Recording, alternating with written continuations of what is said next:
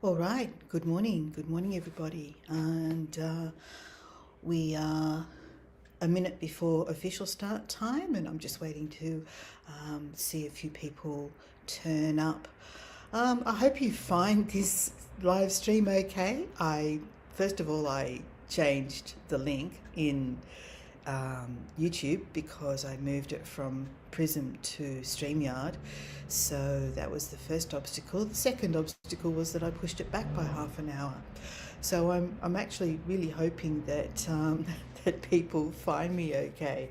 And yeah, so still waiting for people to turn up. I'm just going to message someone. Oh look, one person has turned up. Okay, good. Let me know who's here. I was a little bit nervous about whether I'd done everything okay because I changed the link from one created by Prism to one created by StreamYard after yesterday my sound not working for the video that I delivered, and then I pushed it back for half an hour. So I was anticipating that because we've just gone to daylight saving, that I was going to be a little bit need a little bit more time for preparation this morning. It's 7 a.m. here in Australia, and we are just waiting for some more people to turn up before I deliver the video. So let me just double check something. Won't be a moment. Are you just going to check with a friend to see if she's joining?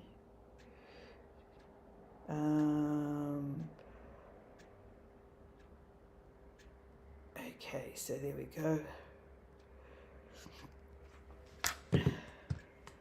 Okay, good. 2 people here. Okay, say hi. Let me know who's here. So what we're doing this morning. Sarah, g'day. How are you? All right, I feel better now. I feel like I have success. I've done the correct link. Tariq, hi. Great. Good to see you. All right, so that's all good. We can commence.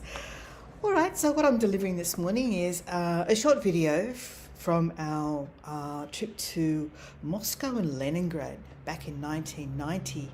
And it was something that we came across advertised in one of the newspapers when we were living in the UK. So it was a 4-day weekend, and we just thought, let's do this. This is going to be our only opportunity to ever go to Russia. And it sounded like a fantastic trip. So we took the opportunity. The video is old, so it isn't the highest quality, but I've managed to edit it in such a way that I believe it's still definitely watchable, and there's certainly some interesting aspects to it.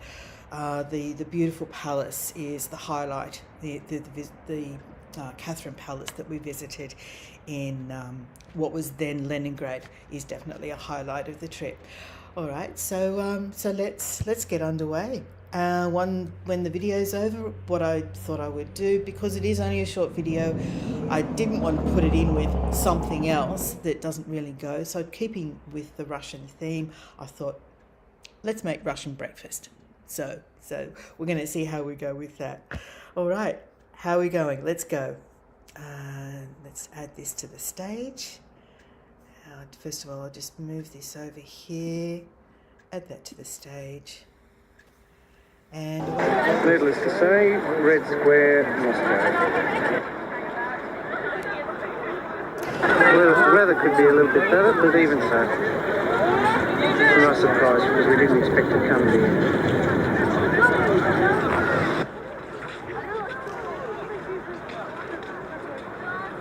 So Red Square, for those who don't know, red actually means beautiful. It comes from the an archaic Russian word, krasnaya, which means, its archaic meaning was beautiful, so beautiful square. Red is a more modern translation. So it has nothing to do with the colours of the buildings. It's all about the original translation. And of course you are all aware that the main buildings that face the square, you have the Kremlin, which is a translation of fort. You have the GUM department store. My fingers are freezing, but well, you can see that's the start of the queue to get into Lenin's tomb.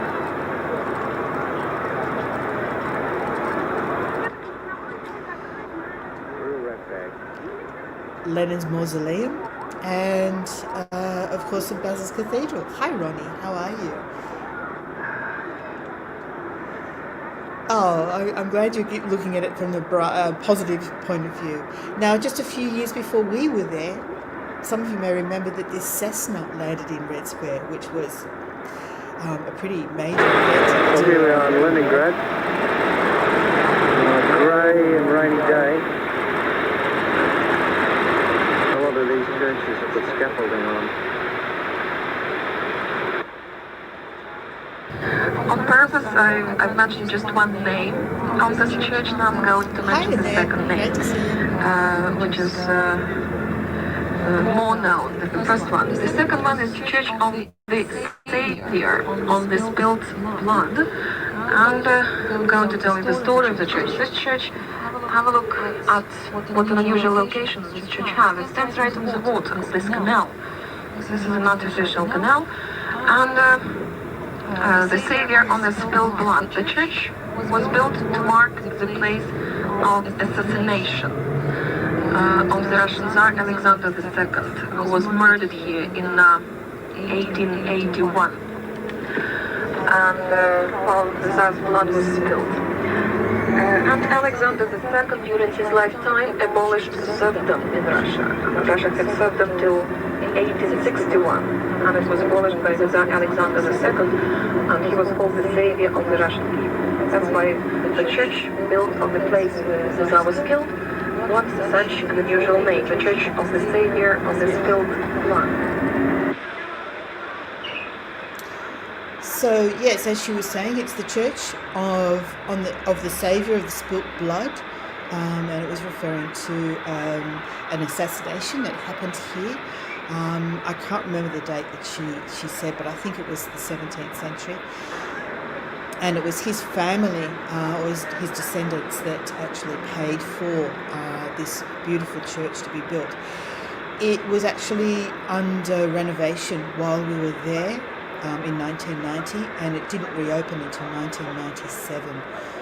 In 25 years in total it took for the restoration to On your extreme right, you can see the Winter Palace again, and next to it, on the river bank, 3 more buildings.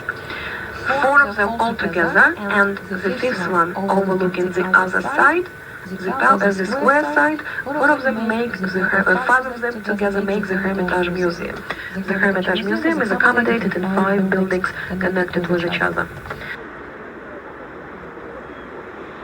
Oh, Sarah, you might be right. I confess that I was trying to concentrate on what I was remembering. So yes, you're probably There are 2 columns, 2 red columns, which were built as lighthouses. So they used to be lighthouses. And you'll find that at the bottom of each column there are 2 big white statues. Altogether it's 4 statues. 2 of them are women and 2 of them are men, and 4 of them together symbolize the biggest and mightiest rivers of Russia. And the women symbolize the rivers which have feminine names, and the men symbolize the rivers which have masculine names. The feminine names are the Volga River, the biggest one in Russia, and the second feminine name is the Niva. This is a feminine name in the Russian language, and 2 masculine names are the Dnieper River in the Ukraine and the Volkhov River. That's not far from here.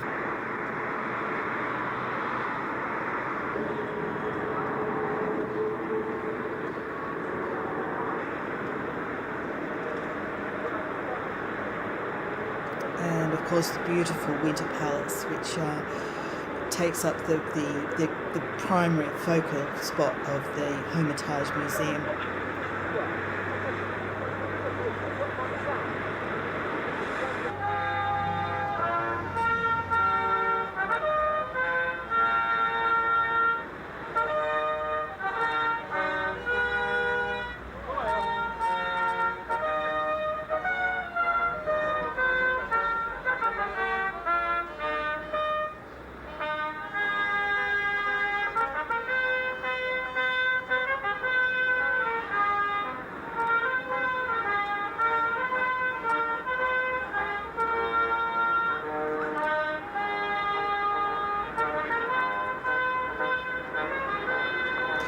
those guys played a request for us. Well, they asked us where we came from, and they played the Australian national anthem.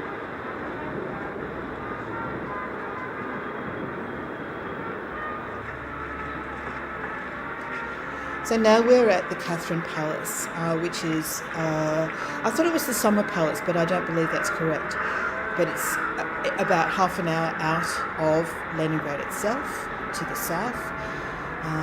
And it's absolutely stunning. It's just beautiful. Look at the rooftops here of the chapel that was built later. So the palace was built first and then the chapel was built later.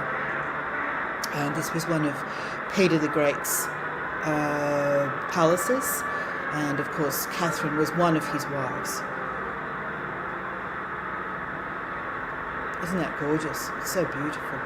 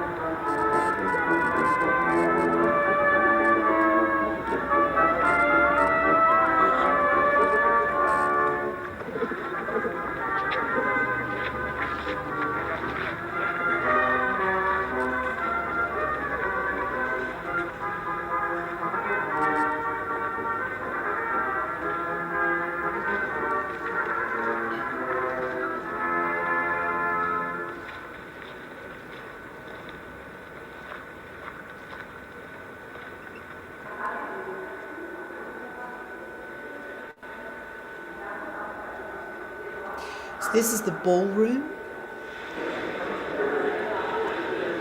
A lot of the commentary was very echoey, so I actually turned it right down, but there are some spots where I turn it up. It may not always be easy to understand what they're saying, but we can pick out key words during the commentary and get an idea, get a gist of what they're talking about. So much gold. And so much painting on ceilings. There's a beautiful piano.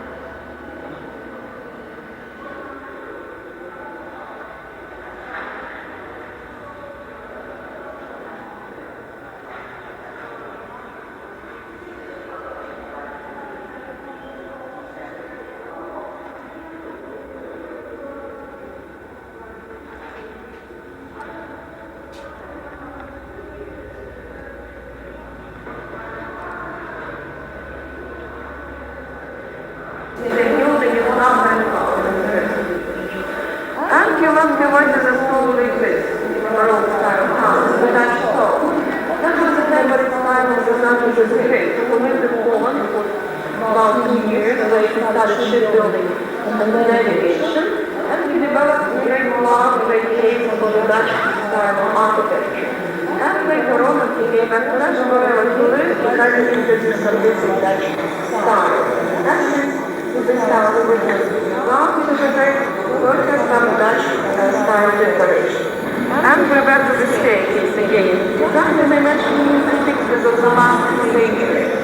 And if you look at those upward windows, they have grills, white and gilded grills, with the Russian crowns, and underneath the crown there is a combination of two letters, N and A in the middle. Those are initial letters of the names of the Tsars who ruled Russia then in the 60s. Alexander II and his wife Mary.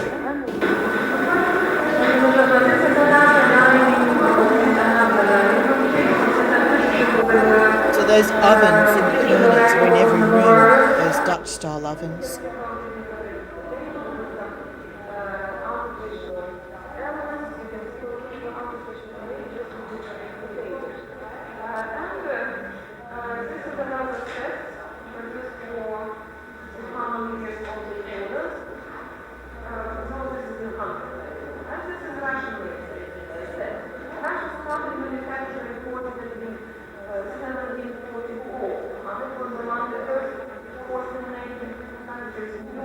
First, a clay foundation is made, and then each time flour is cut from a piece of silk.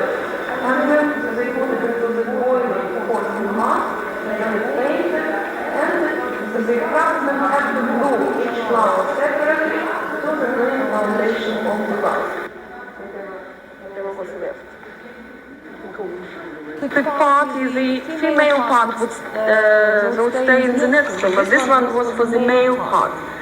For the men who came here to smoke pipes and to discuss some politics or to play a game of cards. Here you can see a card table on your left hand side. Well, there is a chessboard on it, a set of chess which was bought for Peter the Great in China. It's made with the mother of pearl. This room has the name the Crimson Room, the Crimson Pilaster Room.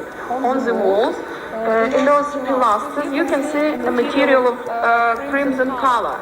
In those days, it was a very rare material, just because of its complicated technique. Also, it's ordinary foil, F-O-I-L, which we use every day now, but then it was a luxury, the item of real luxury, and only thus could afford themselves to have it. Next room looks quite the same, although it has foil of green color, which makes it the green pilaster room. We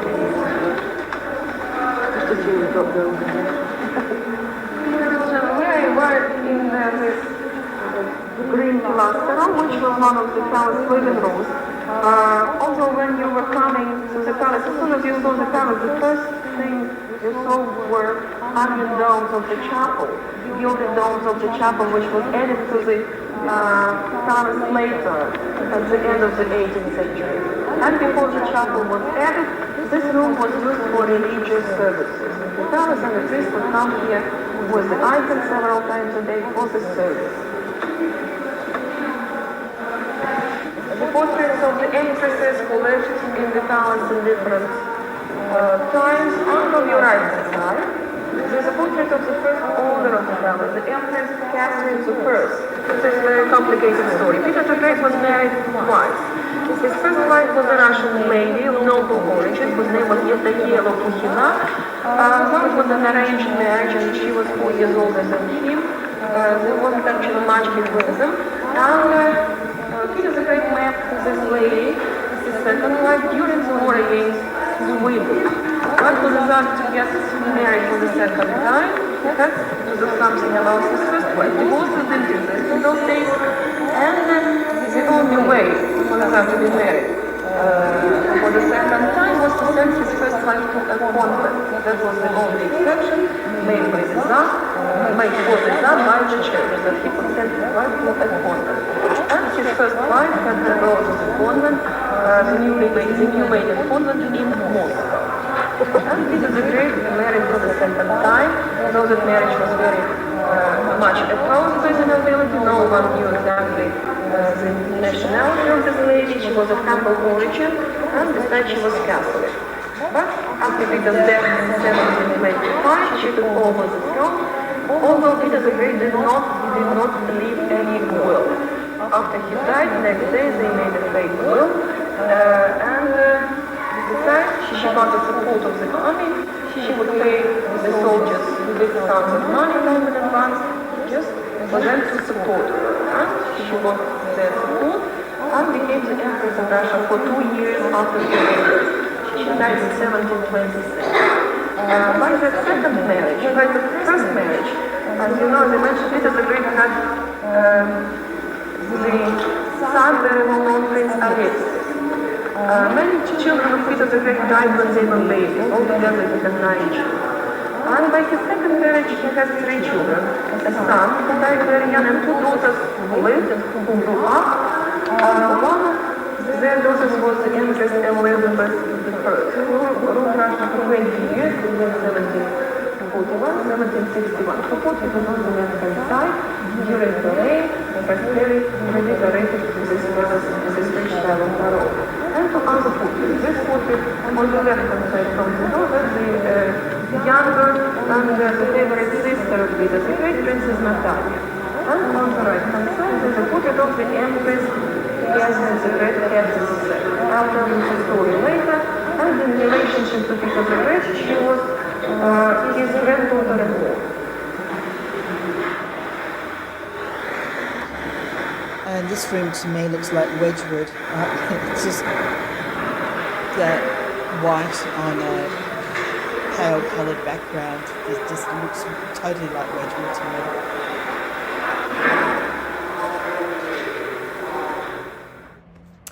So this is the view from our hotel room. We were staying in a hotel called Moscow Hotel on Nevsky Prospect. Prospect means a boulevard or avenue. This is the grave of Tchaikovsky's grave, which was in the cemetery. Let me just pause this here. Can I pause? So yeah, the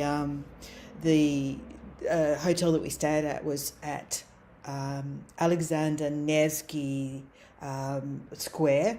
And behind the square, from that view that we saw from our hotel room, was the cemetery. And the cemetery is, there's quite a few famous Russians buried there. One of them is Tchaikovsky. There was also Alexander Borodin, and Dostoevsky's grave is also there. This mosaic was after our time, after our visit. But it shows the battle on the ice, which is a battle that took place in 1242 between Alexander Nevsky and a bishop whose name I can't remember, but it was literally a battle between the two religions, the Catholic and what became the Russian Orthodox Church. And this is in the station, the metro station, which was right next to where the hotel that we stayed in. So yeah, and then there was a second this artwork was also in that metro as well. All right, so that's basically the end of the video. Let's have breakfast. Let's get that back over here. So as I said, that the old video is, I know it's not great quality. We're literally going through it. It's all been digitized. It cost us a fair bit of money to get all these old videotapes digitized. So in going through them and figuring out what's worth keeping, I've just been editing and seeing if some of it's worth sharing. I've got a horrible light behind me, and if I go like this, that's going to be blinding. Let's see if I can turn that off. But can you see? All right, I'm going to have to angle the computer so that you can see stuff. Okay, if I do this, I think we can see. So what I'm making now, what I'm going to make, that was a lot of gold. It wasn't it, Ronnie? So what I'm going to make for breakfast is one of the, I looked up what was the three main breakfasts that are typical of Russian. To be perfectly honest, I can't actually remember what we had for breakfast in our hotel 35 years ago. But what I've decided to make is called Draniki, and it's basically potato pancakes. So you might know them as latkis or rosti or a whole lot of other variations. And we're just going to have a go at making those, and I'll serve them. To make them a little bit Russian, I'm just going to serve them with sour cream and smoked salmon. We don't have any caviar, so I need to first of all grate some potatoes. You like the idea of smoked salmon and sour cream, Ronnie? So we'll grate some potatoes first. And I was going to do this beforehand, but I thought, well, potatoes tend to discolour if you leave them hanging around without being cooked fairly quickly. So we're just going to do this. I'm only doing 2 potatoes, so it shouldn't take too long. Crunch, crunch, crunch. And we're going to serve this with what I also looked up, what was a typical Russian beverage for breakfast, and that's sweet black tea. So we're going to have Draniki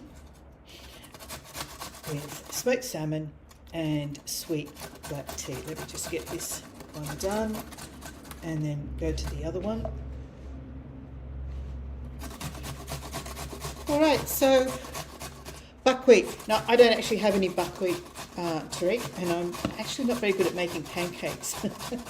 I did think about making blinis because they're tiny and they're like pikelets, but I thought, well, this is kind of interesting.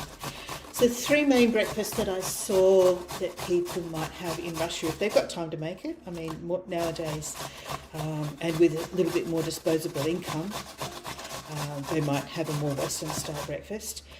But pancakes was the big one. So blinis is what they call them. Or there was a cheese pancakes made with cottage cheese. So that it was like a cheese cake or like a patty that was formed into a cake shape out of a kind of curd cheese or cottage cheese, and mixed with flour, formed into like a cake, and then pan fried, dipped in flour and pan fried into sort of like a round patty shape. Now, because I'm only using 2 potatoes, I'm not using a whole onion. I'm using like a shallot, so that'll be the onion part of it. So once we grate all that, we're just going to have to squeeze out as much liquid as we can. And Ronnie says, I grew up with my grandma's wonderful borscht. I miss her a lot. I am having potato rosti for supper tonight. You're probably better at making rosti than I am, Tariq. But I'll tell you what we did have for dinner last night, and just as a little bit of a spoiler alert, there's a chance that Maple and I may do a virtual kitchen together. Because I discovered a recipe. Well, actually, I've been aware of it. I have an Indian cookbook which has this recipe in it for a garlic curry. Tariq, have you ever had garlic curry? Okay, there we go. That's all done. And I actually made it last night. And you actually use garlic as the vegetable. Let me just get rid of that.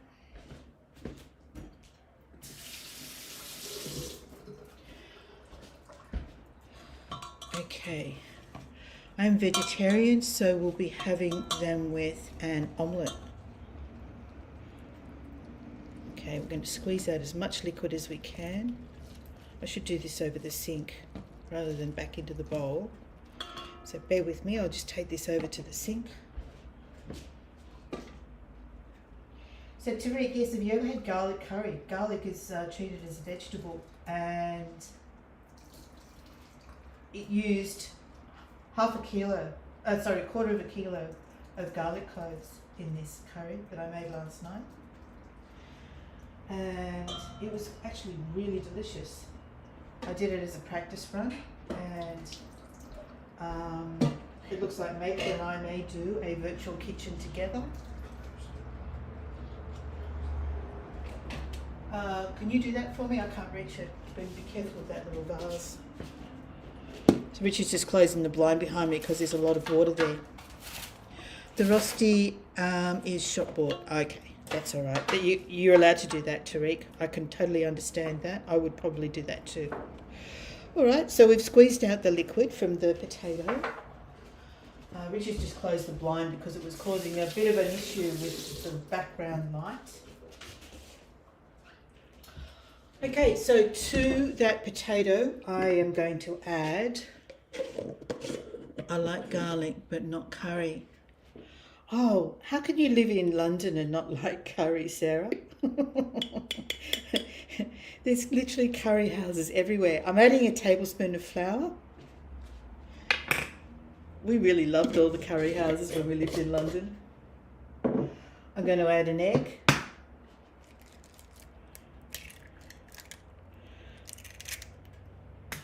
And some salt and pepper. Easy, Lynn. Yeah. Do you know what a boring world it would be if we all liked the same things, right? I've loved Indian curries since my early 20s. And I have to say that prior to that, I had a fairly boring palate. But once I started working with a company in Sydney, I got out of nursing and I started working for a company with lots of people from all different parts of the world. And we used to go out for lunch to different places to eat, and one of them was an Indian curry place, and that's where I first found my love for Indian curries. Okay, so we've mixed up the potato pancake mix, so that's what it looks like there, and now I'm just going to fry patties. Wish me luck. This is the first time I've made this, so let's see how they turn out. Okay, so I'm going to first of all take my bowl over to the stove, and then I'll bring you guys with me. There we go. So let's go over here. Ronnie says, I like curry if it's not too spicy. It's kind of a thing you have to get accustomed to, Ronnie. So now we've got that one. Now we've got the light from where? Where's that light coming from? Let me see. Oh, it's the lights from the stove. I kind of need those. Can I turn that off? Gee, we're battling with the light whichever way we do it, aren't we? All right, let's see how that goes. You have to build up to it, Ronnie. So just going to heat my pan and we'll add some oil. I found that I didn't really like hot curries to begin with, but you gradually get your palate used to the heat. And now I'm not too bad with hotter curries. We don't have it too hot, we tone it down. I've got my sour cream, my salmon and some dill, and get that ready over there.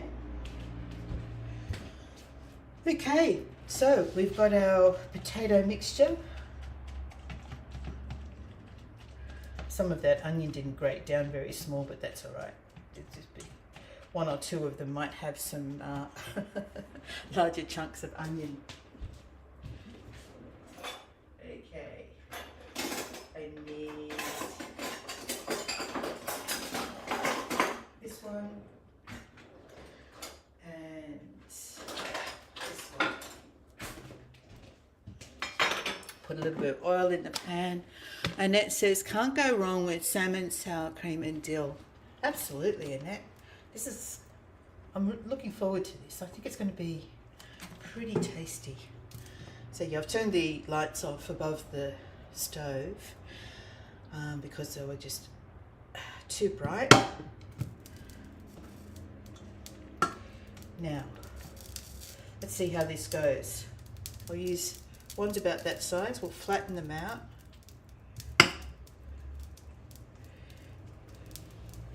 And I think we'll probably get about 4 maybe out of this. Probably going to have to do 2 batches. It's not very big, so we'll do 2 batches. And I'll get the plates ready to put them on.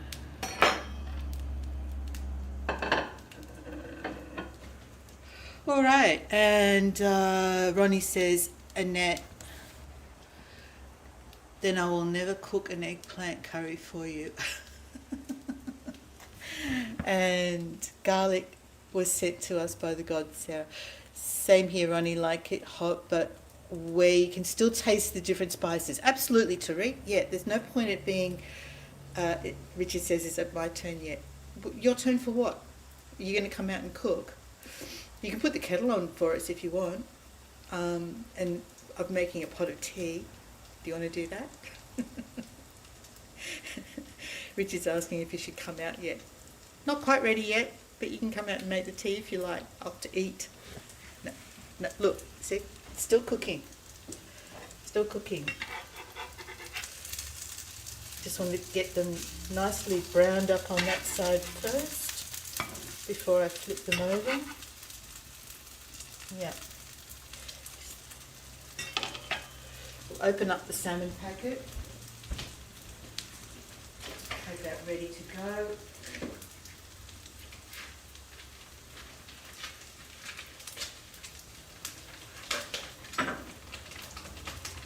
Alright. Some nice salmon, some sour cream.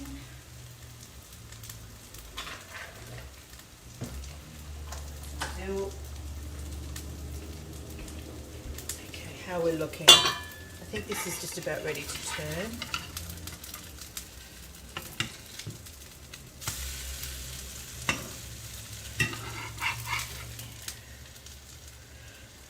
Flip. There we go. I should have turned them around in the pan though, because they're darker on one side than they are on the other, so they might need a little flip back once this side's done. Okay, what have we got? Rich is giving the thumbs up.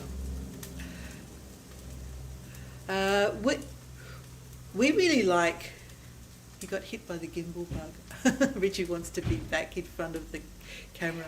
You got hit by the gimbal bug. Yeah, someone's talking about eggplant. I bought an eggplant dip the other day and it's really nice. Something I've never tried to make, so I actually... This cup's on the table.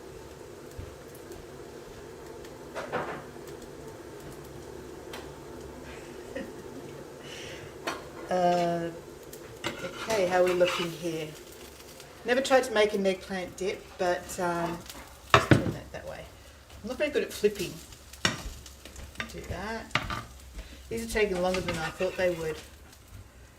And we'll do that. I reckon they're going to be really tasty. A lot of people like eggplant parmesan. Yeah, Richard says it smells nice.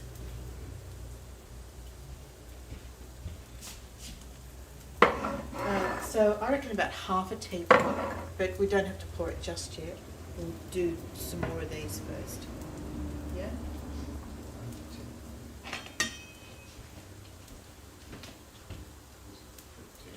Yes, got tea in it. Okay, how are we looking? Oh, they're looking good. They're looking good. Let me show you. They are looking very good.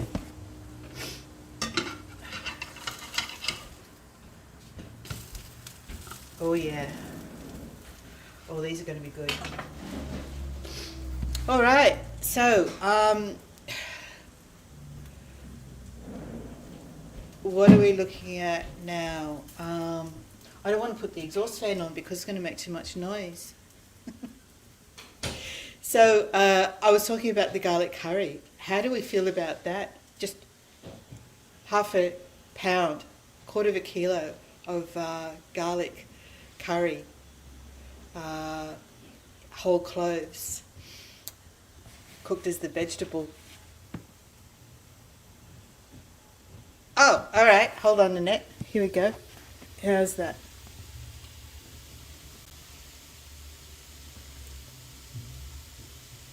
Did you get it now? Okay, I'm going to take those off and put them on a plate. Those ones are looking good. And now we can do, I think now that the pan's warmed up a bit, it'll be a bit quicker this time with the second one.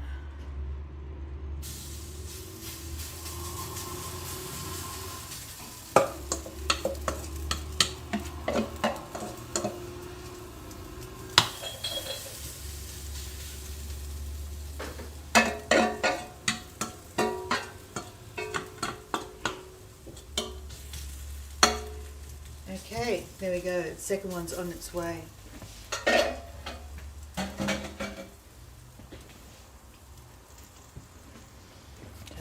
There we go.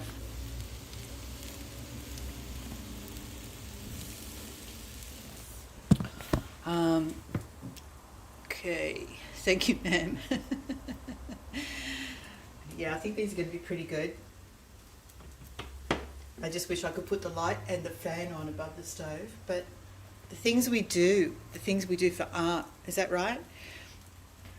And I'll get some lemon slices going.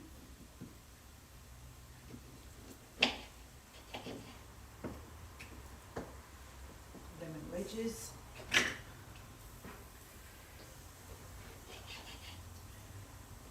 Okay, so we've got lemon wedges here.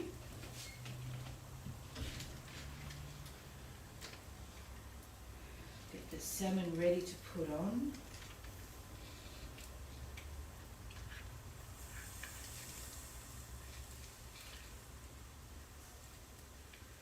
Oh, yum, yum, yum. I haven't had salmon for ages. I'm not buying local salmon, and the reason for that is that our local salmon industry, I'm not very happy about it. It's intensive farming in Tasmania, and it's a polluting industry, and it's destroying the habitat in the harbour in Tasmania for other local wildlife, fish species and shellfish species. Well, that one's a little bit overcooked on that side. All right, we won't take a photo of that one.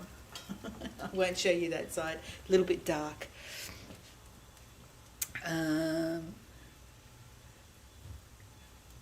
Spoon of sour cream in hand, absolutely. Yep, he's pacing in the background. I think I might need a touch more oil in there because, let me see, just a little bit of oil in there because it's gone a little bit dark on that side. Okay. All right, Richard's opened the window because we're smoking out the house now. Yeah, okay, a little bit more on that side. Nearly ready. What you looking for? Milk Milk. container. Well, we're having, Teapot? it's meant to be sweet black tea. Oh, is it? Oh, But okay. you can have milk if you want, but I think we should try it as sweet black tea Sure. first, Okay. as it's intended. Yeah, all right. And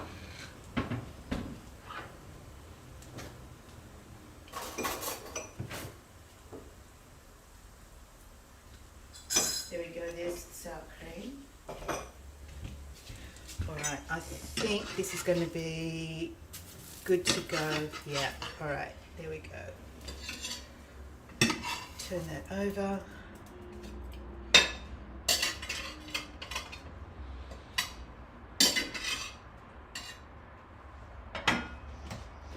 Alright, we are good to go. Let me get this over here and put salmon on, and then I'll bring you over for a look in it.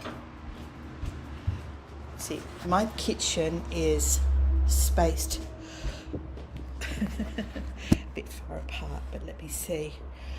Alright, so we're going to put some salmon on each one.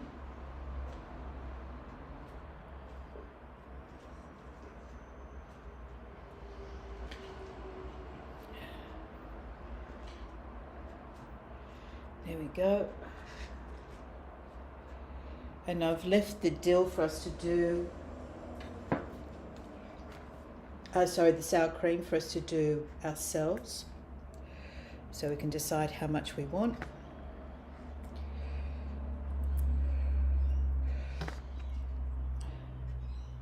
Okay, have a seat.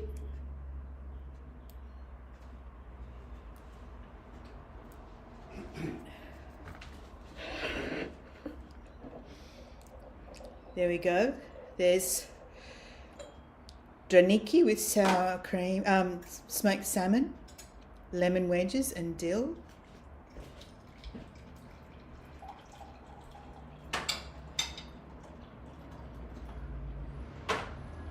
Richard's just pouring tea over here.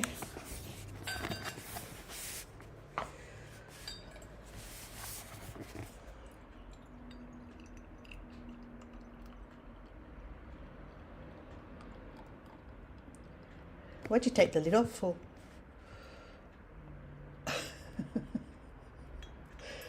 Yeah, I don't know. Oh, I took this out.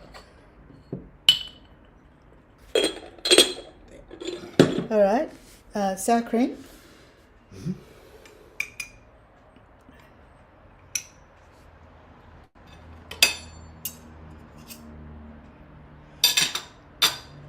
Right, you need to taste. Hmm?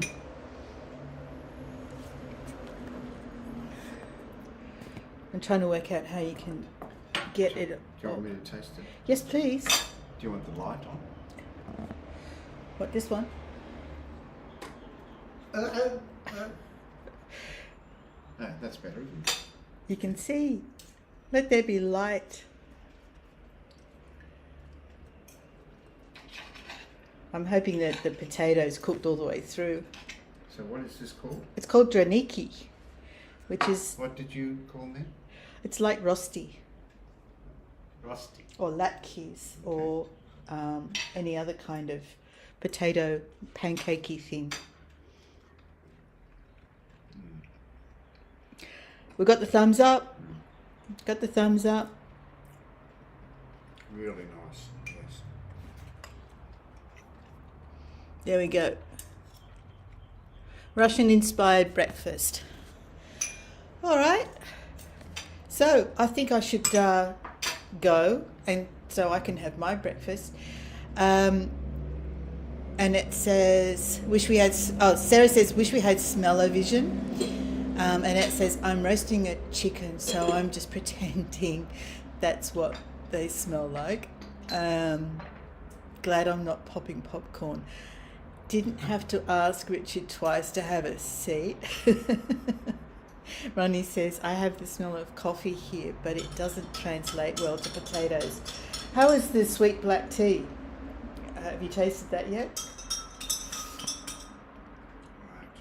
We do have lemon on our breakfast plate, so if you don't like it like that, you could always have a squirt of lemon in it as well. Nice, yes. Needs more sugar. Needs more sugar. I'll just pour this in here. All right, so bon appetit. And I'm going to leave now so that I can have breakfast too. Thanks everyone for joining us for Russian breakfast. And I don't have anything else. Oh, yes, we do. Yes, Sunday. So on Sunday morning, Sunday is the 12th of October. It'll still be the 11th in your part of the world. I am doing the replay of the Bali bombing memorial commemoration. We did that 3 years ago. That was the 20th anniversary. So I'm doing that actually on the day, the 12th of October. So it's 23 years since that happened. And then later that day, of course, we've got Richard's first gig. So I hope you can all make it for that. I know that it should be okay. It might be very early for you in the UK. I haven't actually checked what time that's going to be everywhere. But hopefully it works out for some of you that you can actually come along and see Richard's first gig. All right. Thanks, everyone. Enjoy the rest of your day. Bye for now. Richard's waving in the background. Okay. Bye, guys.